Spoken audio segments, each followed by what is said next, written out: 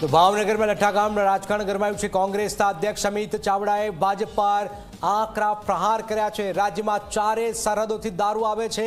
આ પહેલો બનાવ નથી, તેના પહેલા પણ અનેક લઠ્ઠાકાંડો થયા છે। કોંગ્રેસનું ડેલિગેશન ઘટનાસ્થળની મુલાકાત લેશે। 2022માં બોટાદમાં થયેલા લઠ્ઠાકાંડમાં 50 લોકોના મોત થયા હતા। સીધો પ્રહાર કોંગ્રેસે કર્યો છે। જે રીતે ભાવનગરનો દુઃખદ બનાવ બન્યો એ આ કંઈ પહેલો બનાવ નથી, પણ આ ભારતીય જનતા પાર્ટીના શાસનમાં જે રીતે હપ્તાખોરી દિવસે દિવસે વધતી જાય છે એનાથી આવા બનાવો પણ દિવસે દિવસે વધતા જાય છે। આજે યાદ કરીએ 2009માં અમદાવાદમાં લઠ્ઠાકાંડ થયો, 140 કરતાં વધારે લોકોના મોત થયા, 200 જેટલા લોકોની આંખોની રોશની જતી રહી।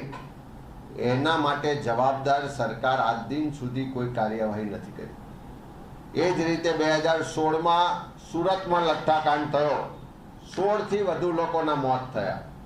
2022માં અમદાવાદ જિલ્લાના ગ્રામીણ વિસ્તાર અને બોટાદના વિસ્તારોમાં લઠ્ઠાકાંડ થયો અને 50 લોકોના મોત થયા। 2024માં ગાંધીનગરના દહેગામમાં લઠ્ઠાકાંડ થયો અને 2 લોકોના મોત થયા, અનેક લોકો અસરગ્રસ્ત થયા।